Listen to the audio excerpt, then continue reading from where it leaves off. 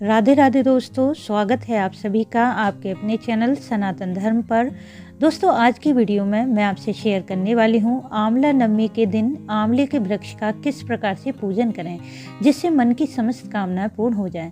साथ ही जानेंगे आंवला नवमी व्रत कथा क्या है जिसे पढ़ने और सुनने से व्रत और पूजन का संपूर्ण फल प्राप्त होता है। तो आंवला नवमी की व्रत कथा सुनने के लिए वीडियो को पूरा जरूर देखें। वीडियो अच्छा लगे तो इसे लाइक करें, साथ ही वीडियो को शेयर भी कर दें। यदि आप चैनल पर पहली बार आए हैं तो चैनल को सब्सक्राइब करना न भूलें, बेल बटन को भी प्रेस कर दें जिससे नई वीडियो का नोटिफिकेशन सबसे पहले आपको मिल जाए। दोस्तों, कार्तिक शुक्ल पक्ष नवमी जिसे आंवला नवमी और अक्षय नवमी भी कहा जाता है। आंवला को धात्री भी कहते हैं।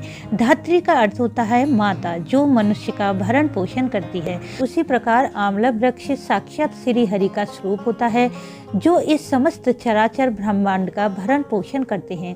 जीव जंतु मानव जन के पालन करता है श्री हरि विष्णु। पद्म पुराण के अनुसार आंवले के रस को जल में डालकर स्नान करने से मनुष्य को सौंदर्य मिलता है और सभी प्रकार के पापों का अंत होता है।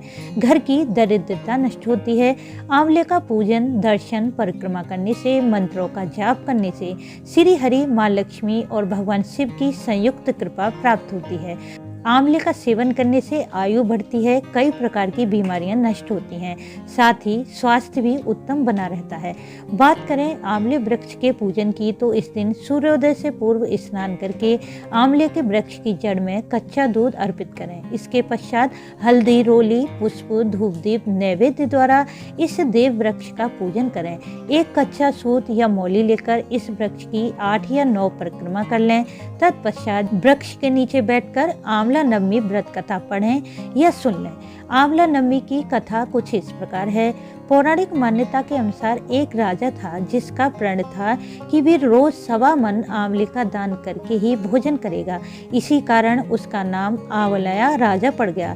एक दिन उसके बहू बेटे ने सोचा कि राजा इतने सारे आंवला रोज दान करते हैं, इस प्रकार तो सारा खजाना एक दिन खाली हो जाएगा।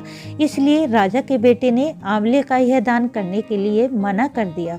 अपने पुत्र की बात सुनकर राजा को बहुत दुख हुआ और राजा रानी महल छोड़कर घने जंगल में जाकर रहने लगे।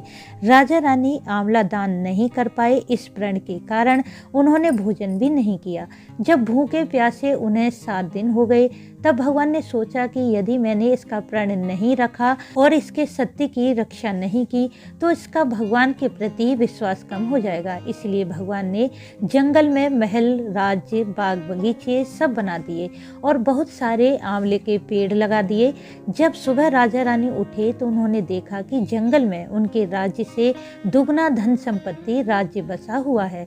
राजा रानी कहने लगे, सत मत छोड़े सूरमा, सत छोड़या पत जाए, सत की छोड़ी लक्ष्मी, फेर मिलेगी आय। आओ हम स्नान करके आंवले का दान करें, फिर भोजन करें। इस प्रकार वे जंगल में सुख से रहने लगे।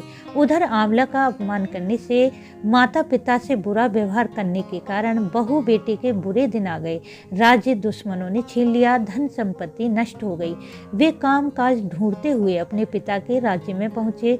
उनके हालात इतने खराब थे कि पिता ने उन्हें बिना पहचाने ही काम पर रख लिया और बेटे बहू सोच भी नहीं सकते थे कि उनके माता पिता इतने बड़े राज्य के मालिक हैं।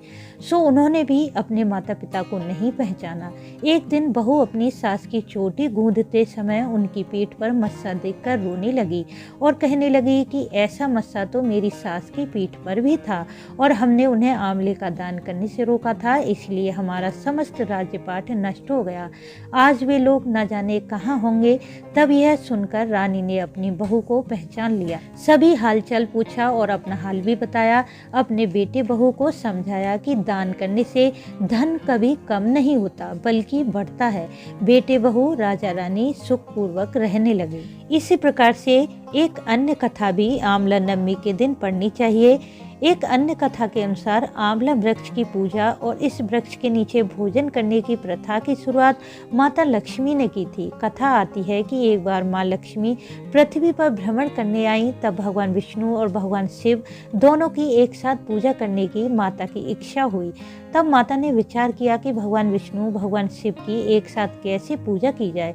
तभी उन्हें स्मरण हुआ कि तुलसी और बेल के गुण एक साथ आंवले में पाए जाते हैं, क्योंकि तुलसी श्री हरि को प्रिय है और बेल भगवान शिव का। अतः आंवले के वृक्ष को श्री विष्णु भोलेनाथ का प्रतीक चिन्ह मानकर उसकी पूजा अर्चना की। माँ लक्ष्मी की पूजा से प्रसन्न होकर श्री हरि सहित भोलेनाथ ने उन्हें दर्शन दिए। फिर माता लक्ष्मी ने भोजन बनाकर आंवले वृक्ष के नीचे उन्हें भोजन कराया और स्वयं भी भोजन किया।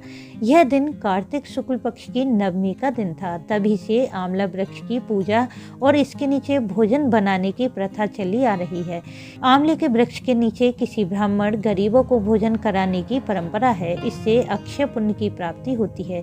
यदि आपके लिए आंवले वृक्ष के नीचे भोजन करना संभव ना हो तो इस दिन आंवले का भोजन में प्रयोग करें, आंवला ग्रहण करें, आंवले का दान भी जरूर करें, जिससे आपको आंवले वृक्ष के नीचे भोजन करने और बनाने का पुण्यफल प्राप्त होगा। इस प्रकार अक्षय नवमी अर्थात आंवला नवमी पर किया गया पूजा पाठ, दान, धर्म, व्रत अनुष्ठान का पुण्यफल मनुष्य को अनेक जन्मों तक मिलता है। उसका पुण्यफल कभी नष्ट नहीं होता। तो अक्षय नवमी के दिन ज़्यादा से ज़्यादा धार्मिक कार्य करने चाहिए, जिससे इस पवित्र दिन का संपूर्ण लाभ आपको मिल जाए। बोलो भगवान श्री हरि, भगवान शिव और माता लक्ष्मी की जय। तो दोस्तों, उम्मीद है इस वीडियो से आपको लाभ अवश्य होगा। वीडियो अच्छा लगा हो तो इसे लाइक करें, शेयर करें, साथ ही चैनल को सब्सक्राइब कर लें, बेल बटन को भी प्रेस कर दें, जिससे नई वीडियो का नोटिफिकेशन सबसे पहले आपको मिल जाए। वीडियो अंत तक देखने के लिए आपका धन्यवाद। राधे राधे।